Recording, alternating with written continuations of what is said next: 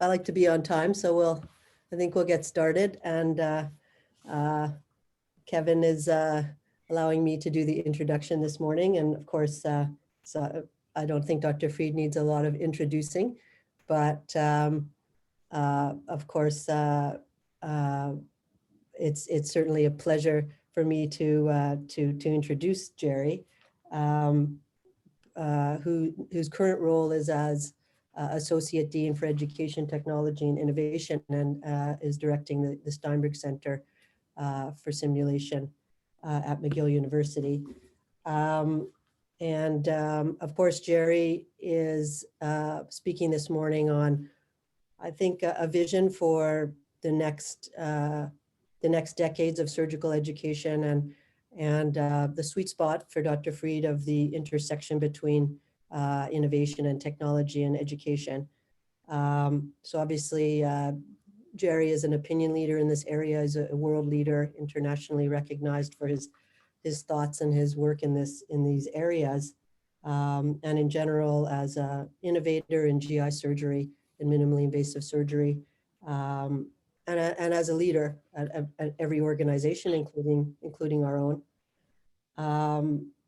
And of course, true mentor to me since I was a medical student many years ago.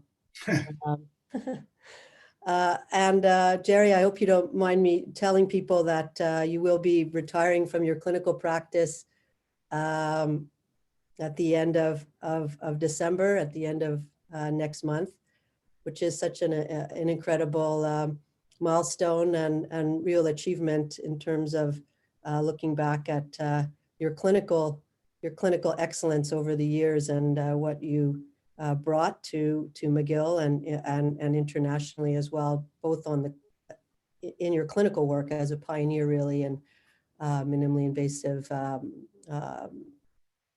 GI surgery. So I think we're very proud of the work that you've done and your position as and the way that you are an ambassador for McGill in the true sense, McGill and for all of us, and how you've promoted the department and positioned us so well to enter the next decades. I won't say when you started your clinical practice, but I will say that I think your patients are all still very lucky to have you taking care of them. And in that way, I'll certainly miss you being around on the clinic for clinical questions that I still ask you. But of course, grateful that you'll continue to be around for your academic activities and your leadership activities. So thank you, Jerry, for speaking to us this morning, and please go ahead. Well, yeah, and thank you very much. And obviously, it's a somewhat difficult and emotional decision to stop my clinical work. I love being in the operating room, particularly with the residents and students. There's no better environment for teaching and for being part of the culture of surgery than the operating room. But I do think it's the right time, and I'm really excited to see all the young talent behind, and I know that our patients will be well taken care of. So thanks again for those kind words. I'm going to speak about kind of my next phase. That certainly it's something that I've been involved in for quite a while at surgical education.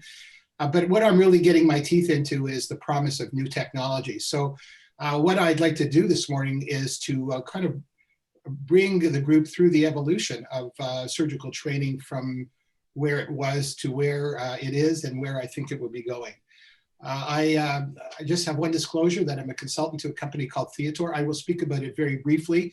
It is technology we're already using at the MUHC, and I think that it is an exciting thing, but I'm not going to sell it to anybody.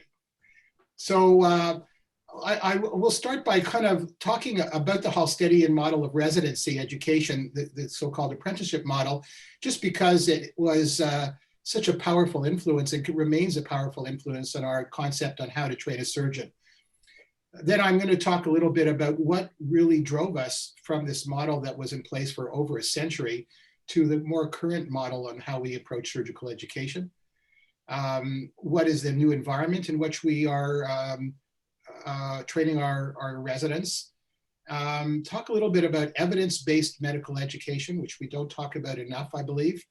And then I'm going to end with some a little potpourri of some of the opportunities within educational technology that we are just getting an opportunity to get our teeth into, but I believe will truly shape the way we train surgeons in the future. Now, for those of you younger than me, and there are a couple certainly on this call, the halsteadian residency model really was the standard of training for a long, long time.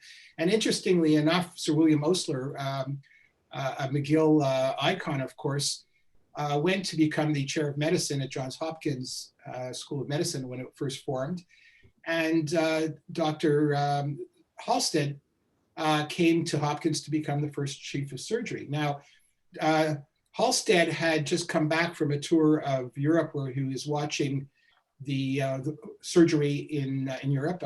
The Germanic programs were particularly strong in those days. And he came and he observed the way Osler was teaching his students at the bedside. And he had this concept of how to train surgeons that was a little bit different than the classic apprenticeship model. And he put this all together in a landmark lecture that he gave at Yale in 1904 on the training of surgeons.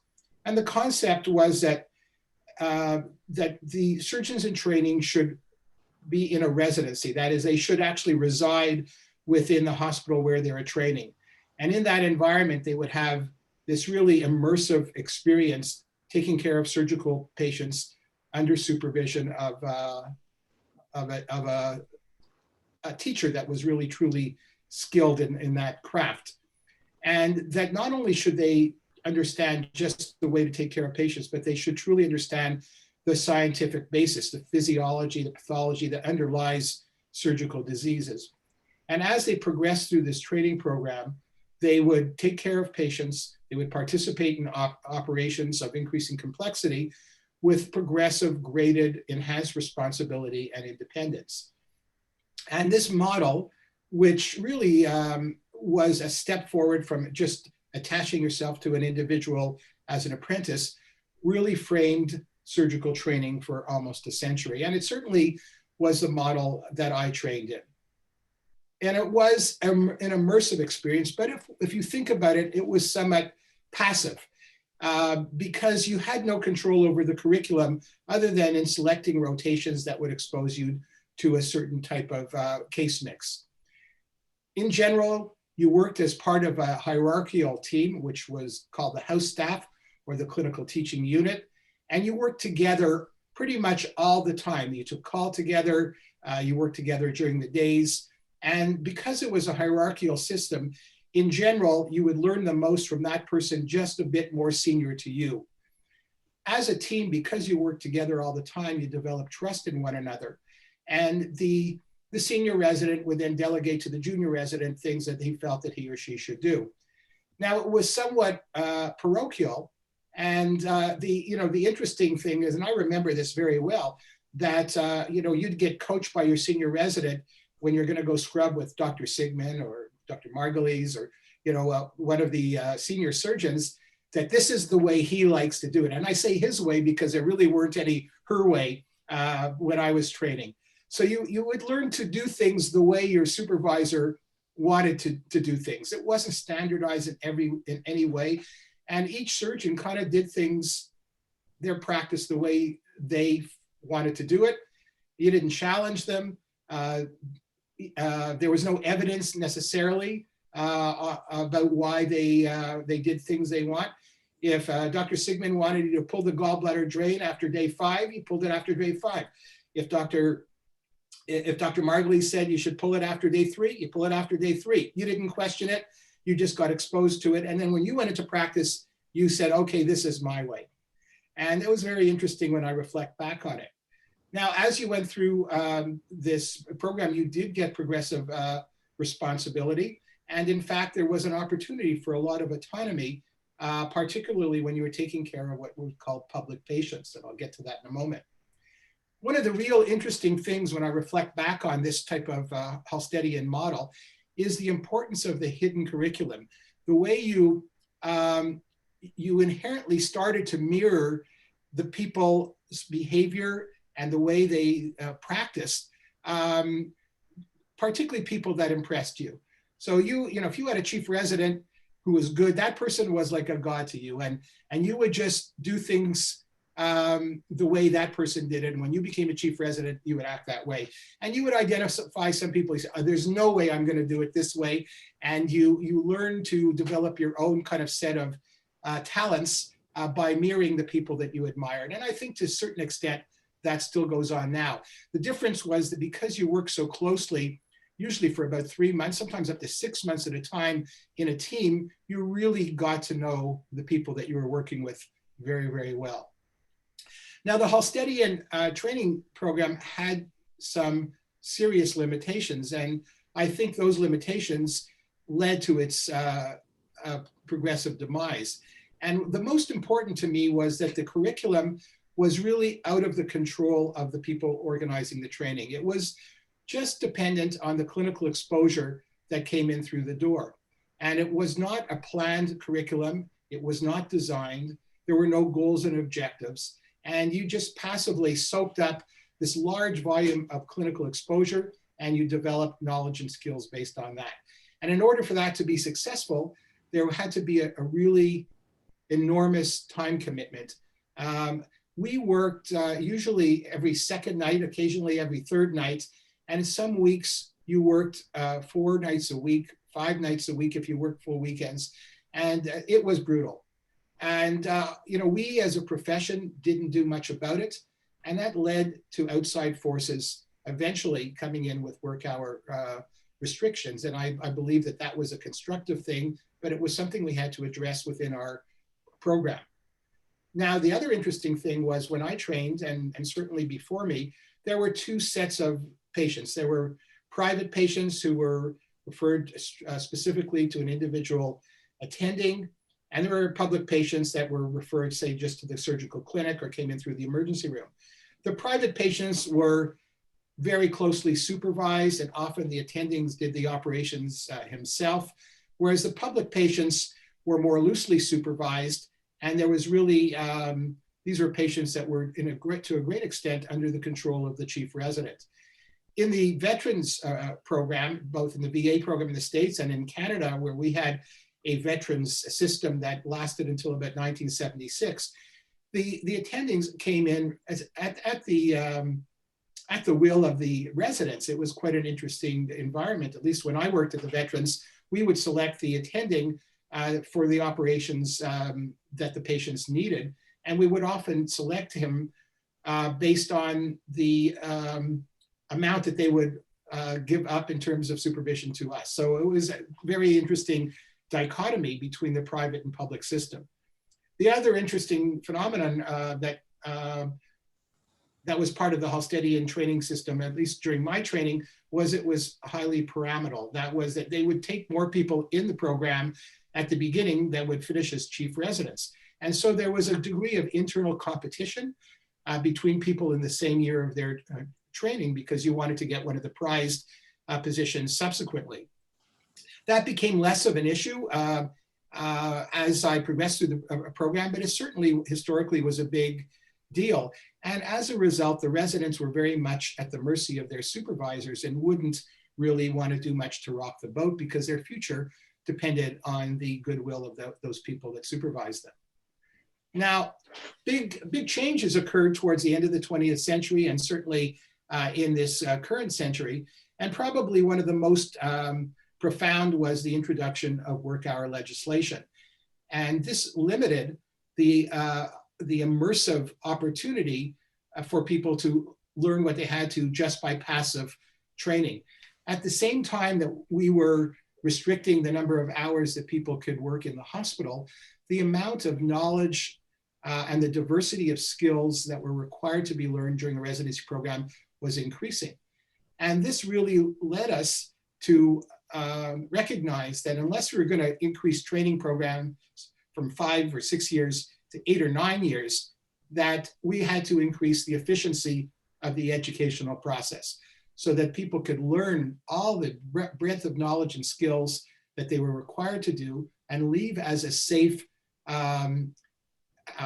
proficient surgeon that society deserves through a training program that was of reasonable length. Also, coinciding with the work hour legislations and the need for increased efficiency was the public awareness of medical errors, of the ethics of of training surgeons on actual patients, learning from mistakes, as well as a substantial increase in medical liability concerns.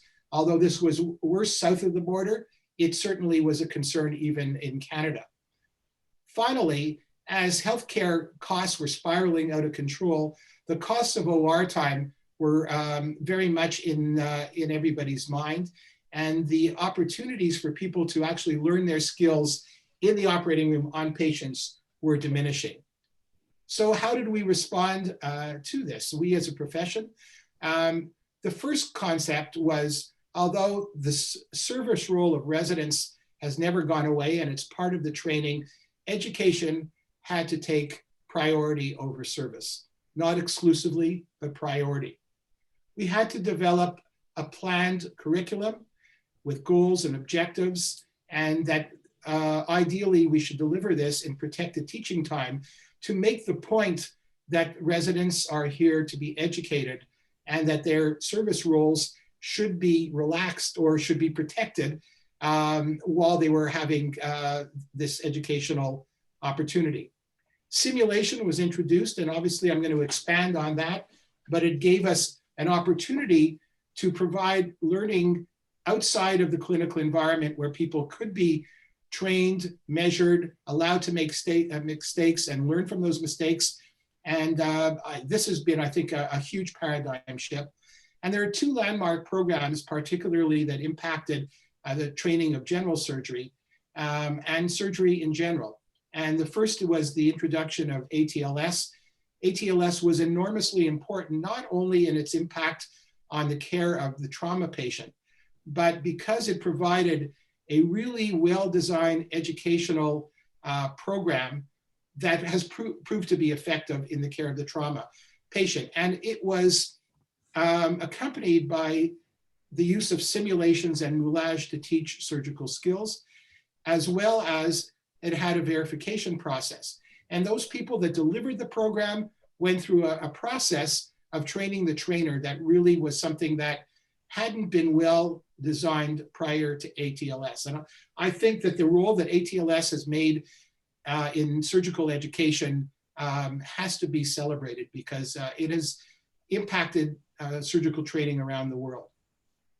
I think another program that was also extraordinarily important was the introduction of FLS, or the Fundamentals of Laparoscopic Surgery, because this was a planned program that was highly validated.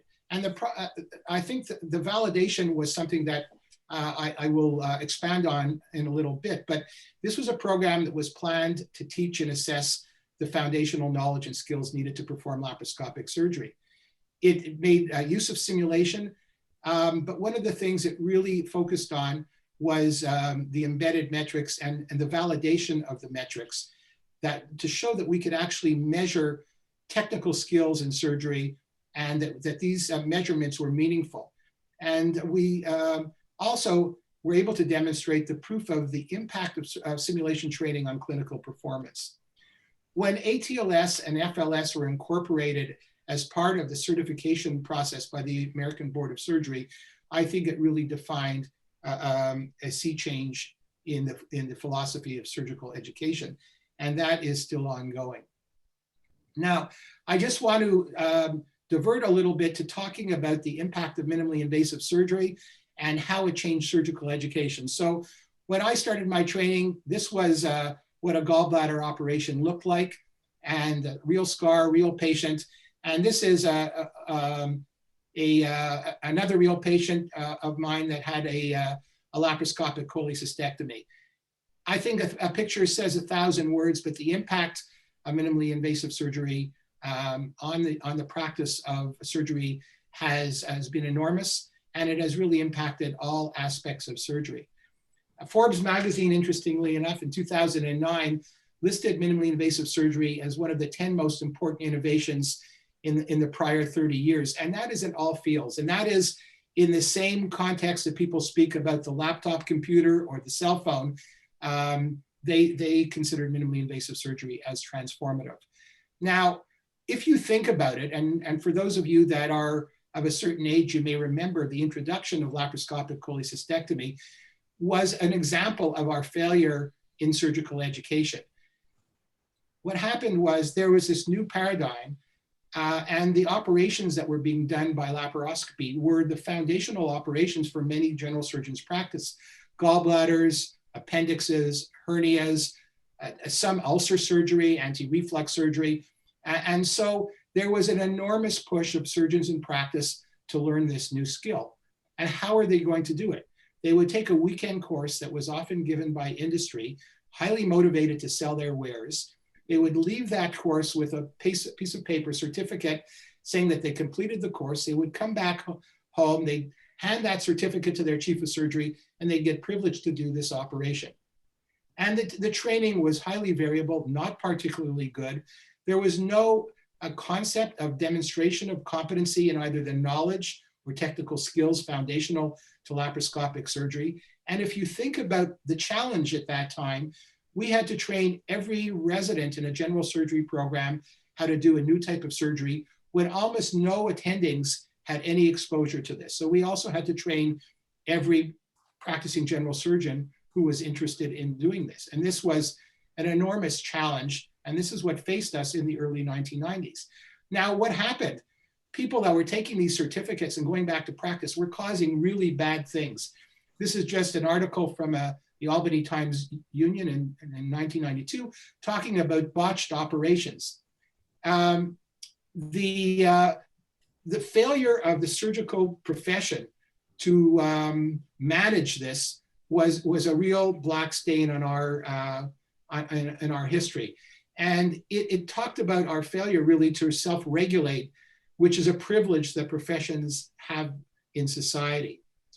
It got so bad that in Australia, there was a cricketer, a world famous cricketer who had a laparoscopic hernia operation that went bad, and they outlawed laparoscopic surgery in Australia for a period of time.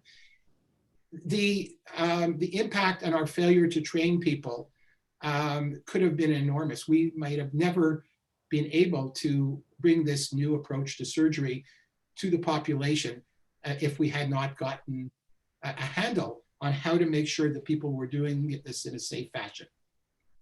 Now, if you reflect back, minimally invasive skills in many ways were quite different from open surgery. And some of the differences are outlined here. So what we wanted to do at McGill, and I think other people as well, was to come up with a way to make sure that people that were going to practice this had the fundamental knowledge and skills that would form the foundation for safe practice. And that we wanted to ensure that they actually had acquired these skills after a training program by coming up with an assessment that would be robust enough to be used for certification purposes.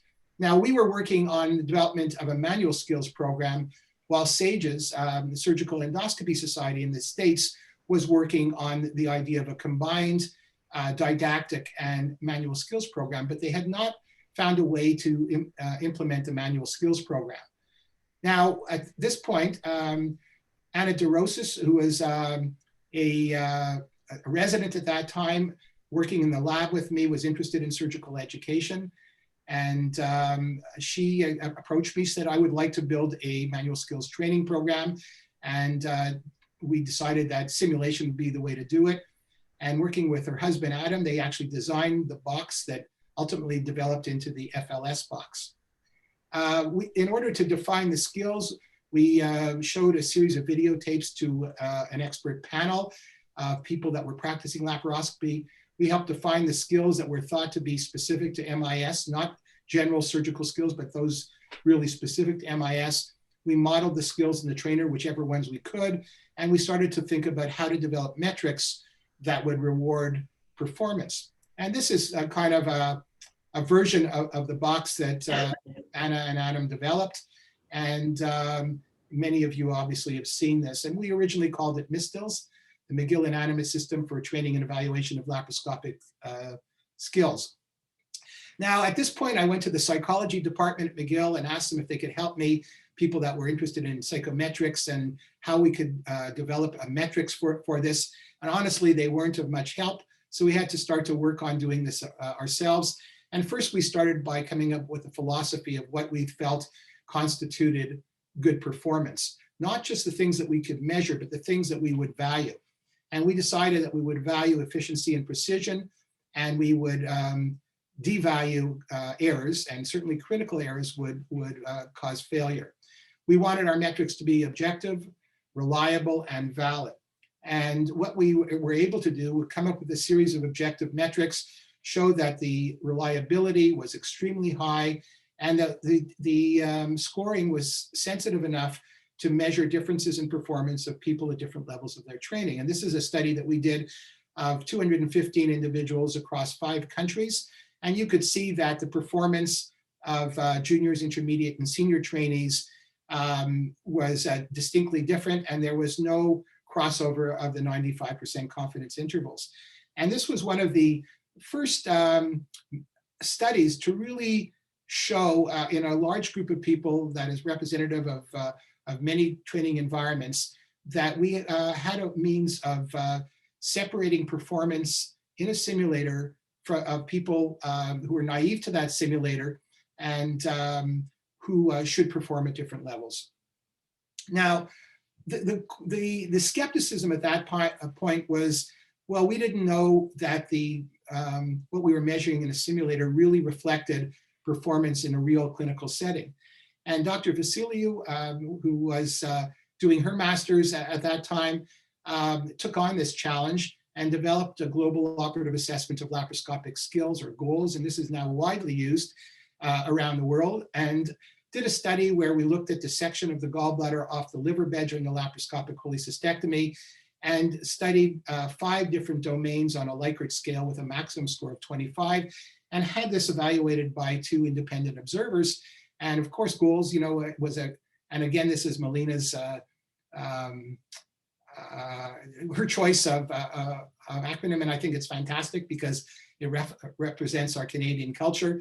But she looked at depth perception, bimanual dexterity, efficiency, tissue handling, and autonomy, and was able to show that there was measurable differences between people at different levels of experience in each of the domains, as well as the total score. This probably was one of the more important studies that we did at that point, which was to independently evaluate individuals in the operating room using GOL scores, and in the simulator with the FLS, so we called it MSTIL scores at that time.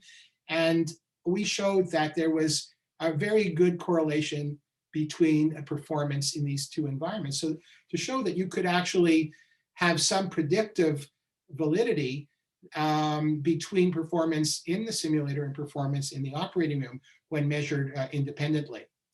Another study that I think helped move the needle was that randomized study done by Gideon Soroka when he was doing his master's with us, where he took a group of junior residents, evaluated their performance in the operating room, and if their scores were low, as most junior resident scores were at the time, that we defined as a GOL score of less than 15, they were randomized to simulator training to a level of proficiency that was predefined, or to the usual training by progressive experience in the operating room.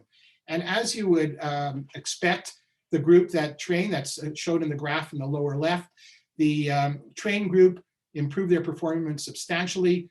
All of them passed the FLS scoring threshold. The other group did improve their performance in the simulator, but not to the level that would have passed the FLS. And then we studied the 2 groups by GOL scores in the operating room and showed that the control group went from a mean score of a normal level for a junior resident to still a score less than 15, which was a threshold that we consider to be still a junior resident level, whereas the group that had proficiency training increased their score to a score of 17, which was the average score of a PGY3. So they went from the average score of a PGY1 to the average score of the PGY-3.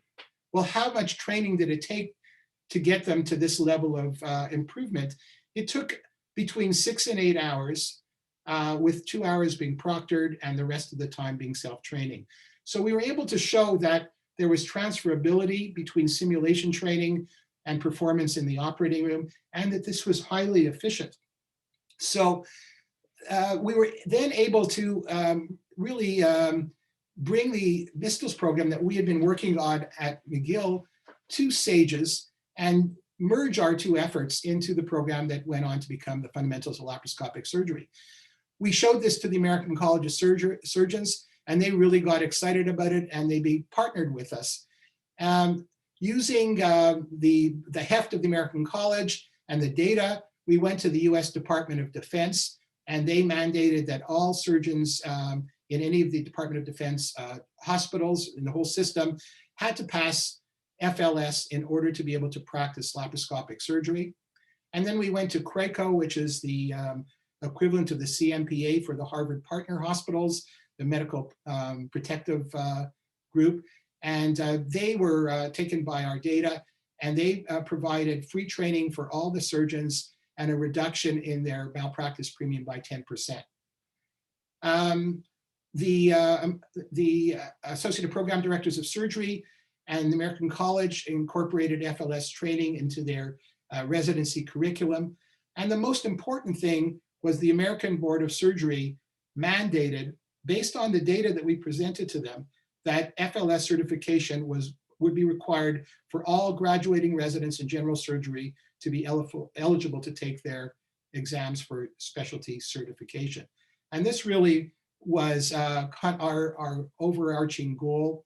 And interestingly, about 2 years ago, the American Board for Obstetrics and Gynecology also mandated FLS certification. We learned a lot of lessons from FLS.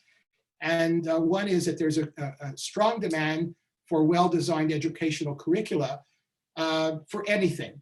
And we were able to show that using this curriculum, we could really enhance the early part or accelerate the early part of the learning curve for residents in laparoscopic surgery. And that I think for the first time, we were able to demonstrate using evidence that simulation training in this program could be transferred to the OR, and it's more efficient than just training in the operating room alone. It really accelerates the acquisition of skills required to do laparoscopic surgery. And that we were able to develop tests that were not perfect, but met the standards for high stakes examination. It was sufficiently robust that the American Board of Surgery was willing to take this on as part of the certification process. And over this period of time, which is now more than 15 years, it has never been successfully challenged legally. So the impact of this program, and the reason I really spent some time talking about it, was it formed a template for the development of an educational program, particularly if we wanted to introduce innovative surgical techniques. It also was a program that not only provided education, but verified that learning had occurred according to standards that we could set of proficiency that we felt was important and appropriate. Again, we showed that the importance of demonstrating that our training programs allow transfer of learning to an actual clinical environment. Some people even use it for assessment of candidates coming into training programs. Do they have a set of fundamental skills or basic skills that will allow them to learn quickly? It also showed the opportunity to decrease risk and provide incentives for practicing surgeons to actually take these types of training. Another interesting thing, that there were many studies that have subsequently been done using FLS as an example of a surgical skill to look at different types of educational programs. And this is a study that showed that medical students with appropriate time could be trained to proficiency in all FLS tasks over a 2-month period using what was called a distributed learning program. That is, rather than cramming everything in one learning session, they would come back for repeated sessions so that they wouldn't get exhausted and they could kind of cement the learning that they had had in previous training programs. And once they had acquired these skills, they were able to retain these skills for a long period of time without additional fresh up in terms of the simulation training. So it's not only effective, but if you do it in a proper fashion, then it is highly durable. And interestingly, I looked yesterday, there have been almost 8,000 citations to the FLS program in the peer-reviewed literature, and over 800 to our paper that we wrote in the Annals validating this program.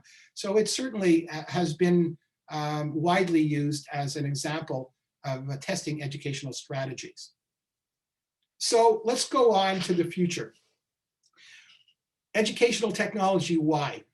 The important thing about educational technology, particularly if it's designed properly, is we have control of the content and we could reproduce it. If it's done well, it could be highly immersive. So it's a very powerful learning experience that affects people emotionally. If we design it, then we could schedule it. And rather than having to depend on immersive learning for 100 hours a week in order to be able to be around when a particular problem comes in, we can schedule these educational programs. Educational technology also allows us to start to create credible metrics that can be useful for feedback and provide a gold standard for achievement or proficiency. It can be used for accreditation. And the other interesting thing is it's portable. That is, if someone develops an educational technology at University of Toronto or Ottawa or Harvard, well, we could use that technology and vice versa, so that we could share best practices. And it's not just dependent on doing a rotation with someone who's really good in order to learn something. The Simulation Center has developed into the home for educational technology. And if you walk through the Simulation Center, it's constantly evolving. We have standardized patients, we have high fidelity mannequins, we have task trainers, and then we have a kind of a potpourri of augmented, virtual, and mixed reality that we are just getting started with. And I'd like to show you some examples of each of these. Now, standardized patients, as all of you know, because I think you've been exposed to them, are really people that are professionally trained to simulate a variety of medical problems in a consistent, reliable, realistic, and reproducible manner, so that when you interact with them, you feel that you're interacting with a patient or their family. And you should have the feelings and emotion of that learning experience. The problem with standardized patients traditionally has been you can't operate on them. You can't put an IV into them because of ethical things. And actually, before standardized patients in simulation, often people learn to put in IVs on one another. Now, here's an example of a standardized patient scenario, and you could see that you could learn from it being done well, but you could probably even learn more from it done badly. I mean, is he going to be okay? I mean, I just can't, this all is happening so fast. I just don't really understand how this could have happened.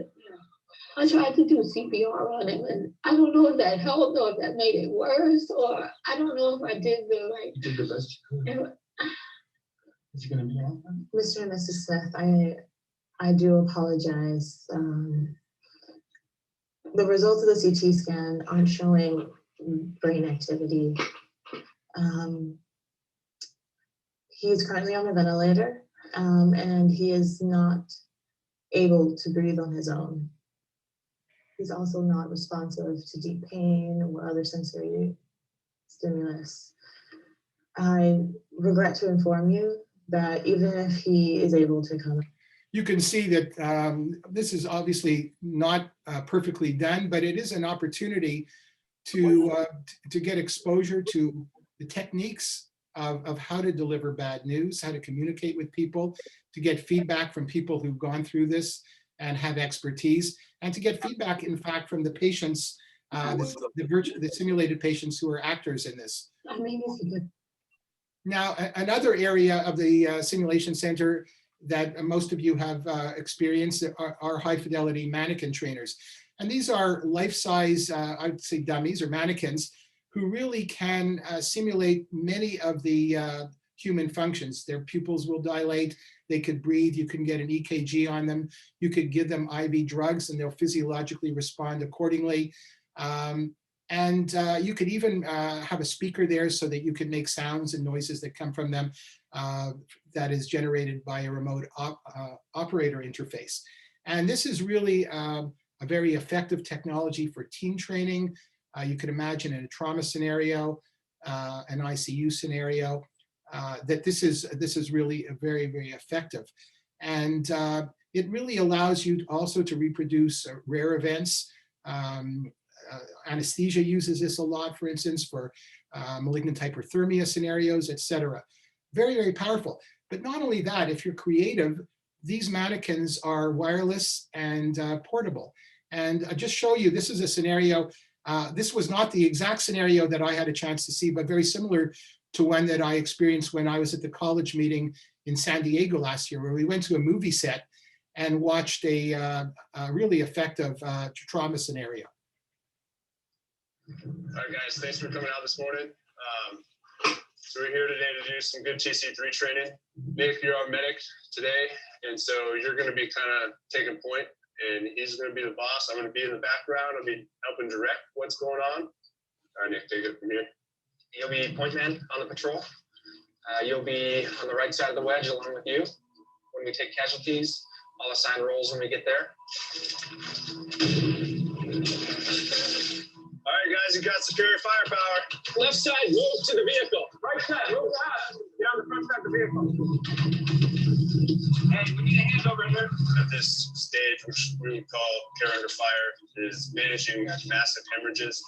Good, lean stop. Lean stop. So we're moving from You with me? Okay. what we would consider care under fire out there, where all they really did was stop the bleeding. So you can imagine how powerful this situation was. The scenario I was at, we were taking a guided tour of this movie back lot, and an explosion occurred. And this was right after the Las Vegas shooting. The person that was giving us the tour, who was in military uniform, was lying on the ground with a traumatic amputation, and he was bleeding from his femoral artery. And the group of people that were on the tour were a group of medical students that were taking the Stop the Bleed program. And they had to learn how to apply the tourniquet. Meanwhile, there was shooting all around them. There was smoke, the building collapsed. It was extremely powerful, and you can imagine how immersive that is. Another area that is obviously a big part of the simulation center is task training. Sometimes they're called low fidelity simulators that can allow you to practice specific skills. And here's some examples of suturing, a central line placement, intubation, breast examination. And these are very, very useful. And again, it allows you to develop skills in an environment that's very safe and that can easily be transferred to the clinical environment. Now, if you start to merge these together, then you can come up with the concept of hybrid simulations. You can strap a task trainer onto a standardized patient. This is a delivery module. This is teaching someone how to suction a trach, but you could put a suture pad, so you're suturing a laceration on a standardized patient's arm while they're moving and yelling and stuff like that. So you really get a chance to integrate the psychological impact of dealing with a patient with the technological demands of doing a particular skill. And this is really very effective. And I think we have not optimized this yet in our program, but there's a great opportunity for this. Augmented reality, some of the hotter things. Or a scope, turning the heart without touching it. Using a headset, controllers, and innovative technology, it's possible to navigate human anatomy through virtual and mixed reality. These realities can provide medical training in procedures, techniques, and equipment use, as well as simulate patient interactions in a more immersive and realistic way.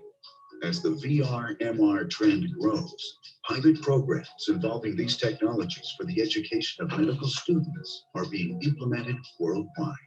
Though not a replacement for hands-on practice, virtual and mixed reality are increasing situational experience. Giving students an opportunity to practice with computer simulation is a low-risk alternative and, in extreme cases, can prevent patient harm or a scope. Here's an example of a preoperative planning scenario. So this is a high level. Imagine a pediatric cardiac surgeon preparing for a case the next day. So our patient comes into the office and we order a high resolution functional cardiac CT scan or MRI. The scans are then reconstructed into an image which can be viewed in 3 dimensions as a volumetric rendering once we put on the right headgear. As I look at and manipulate this heart, it appears as if I held it in my hand. This is little Johnny's heart, on which we are going to operate tomorrow. This is what the anatomy will look like when we open the right atrium. This is the tricuspid valve. Let's look behind the septal leaflet, and that's where the ventricular septal defect will be located. The aortic valve annulus is to the left, the conduction system to the right. Give another example, or for my orthopedic friends. Is put the knee into 90 degrees of flexion. So I'll grab the ankle here. Given a highlight to help me see the goal where I want to put this leg. Okay, there we go. All right. So now we have it 90 degrees of flexion. I'm going to select a scalpel from the Mayo stand. And now I can see that there's a highlight to help me know where to start my incision. It's also aligned on the midline of the patella to tell me where I should make this incision. So go ahead. The scalpel to make the incision starting just above the patella. Okay, so we have the incision made. Now, one of the things we worked really hard on was to develop a soft tissue deformation system so that the user can interact with the skin's incision margins with our fingers and manipulate it to help the user feel like a more immersive experience, to have flesh reacting to our touch as users. I also have a few tools on the Mayo stand I can use to manipulate the soft tissue finger retractors. For this demo, I'm going to use these forceps retractors, and they're fully functional. I can squeeze them and open them up here. So I'm going to place them in the incision and retract it. This is an example, a very brief example of how gaming can be used.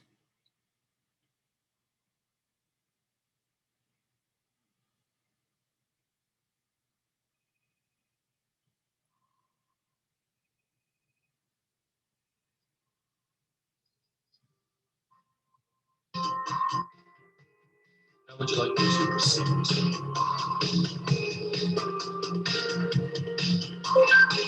Choose a location for the chest drain insertion site.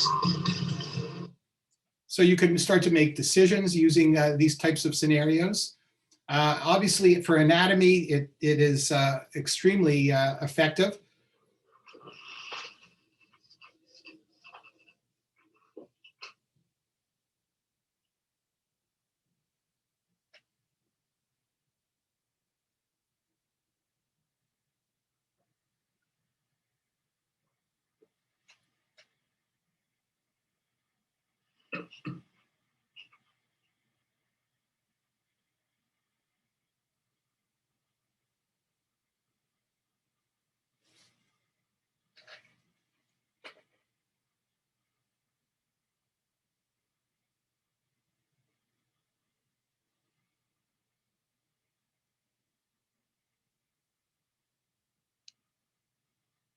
Probably much more powerful than learning from a cadaver.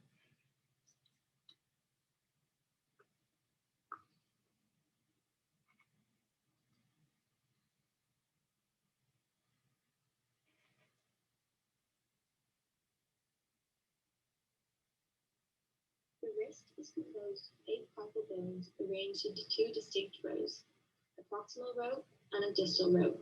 These small bones provide flexibility to the wrist. There are 4 bones in each row.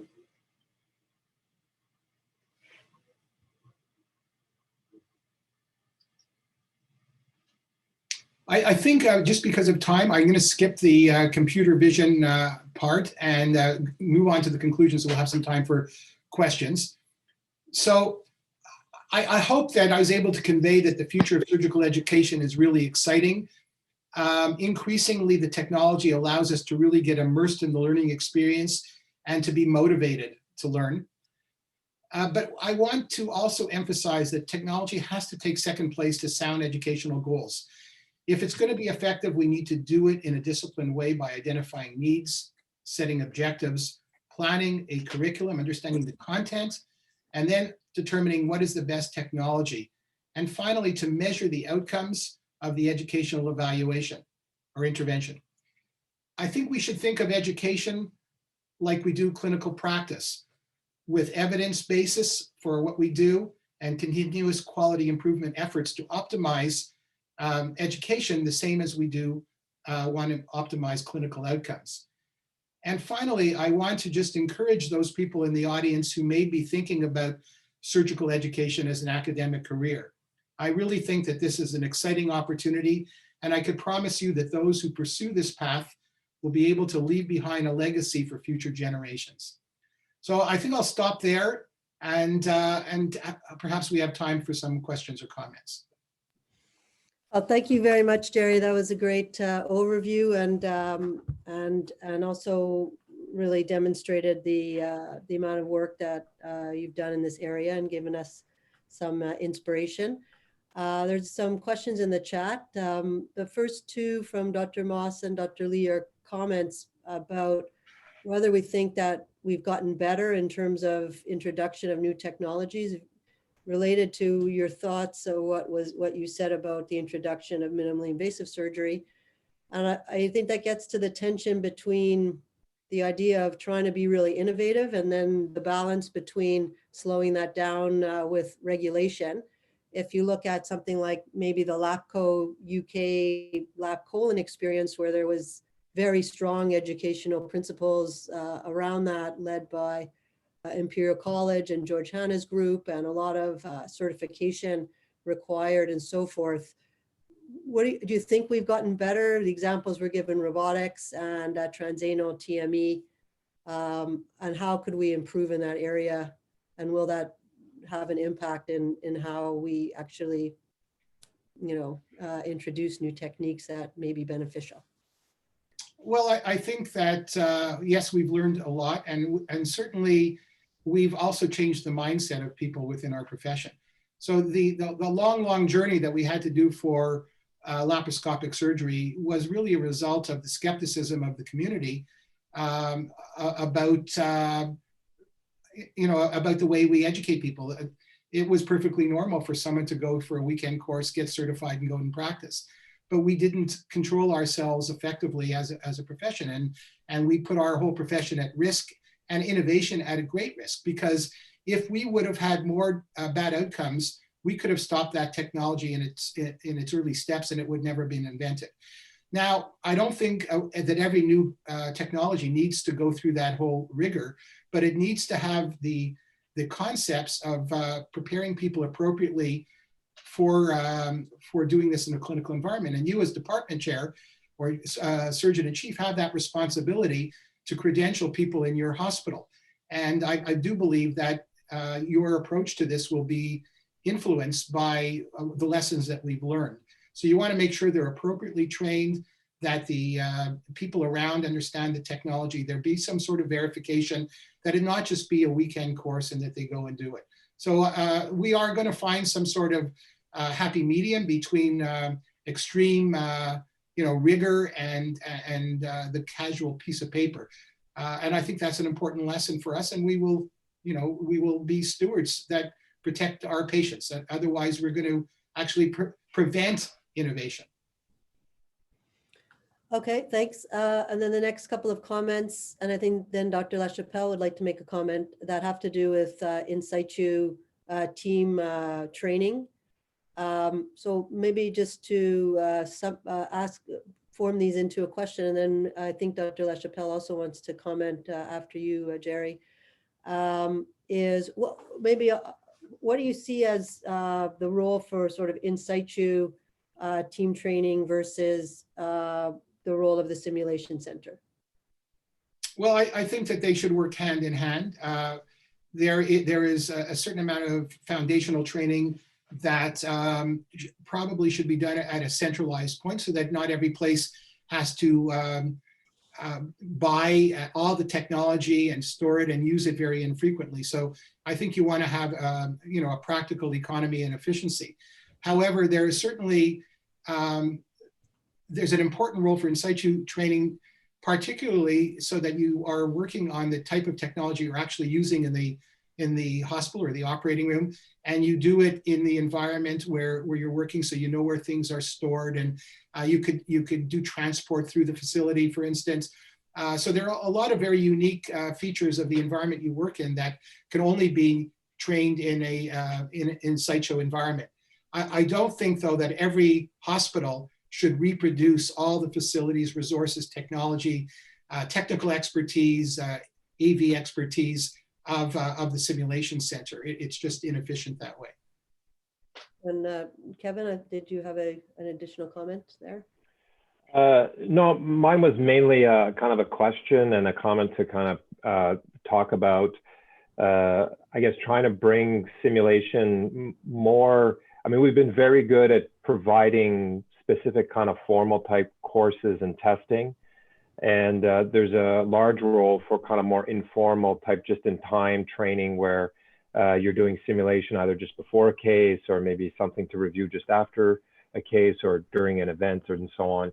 It really kind of integrating that philosophy of training within the everyday activities that we're doing, which I think right now, that's one area that we really have a gap in. And I think we really need to make a kind of a concerted effort to try to change that. So, I mean, hopefully with the support of the Simulation Center and its resources and all the excellent things that it's doing, that we can also benefit from that in the hospital setting. So I agree. And the other thing, Kevin, I think the technology that I showed at the end really allows you to decentralize the simulation center with the technology. So you can imagine the big server down at the simulation center, but with the headgear and stuff like that to provide immersive training, or to take patient-specific data and reproduce that for educational purposes at the point of care, I think is also an opportunity that will develop as we move forward. I know we're running out of time, but there is just one last question from Dr. Fleischer about your opinions about whether the costs of these kind of high fidelity, simulators, are they worth it compared to well-designed but less expensive or lower fidelity options? So that's a very good question. And I think it gets back to evidence-based education. I think we need the evidence to try to understand this better. There's a great parallel in the aviation industry where they have these $10 million full flight simulators that are $1,000 an hour. They used to be, they're probably even more than that for pilots to train. But before they get on that, they go through a whole series of computer-based simulation and task trainers. And then they only put this all together for very specific needs. And I think that we need to come up with an educational curriculum that does the same type of thing.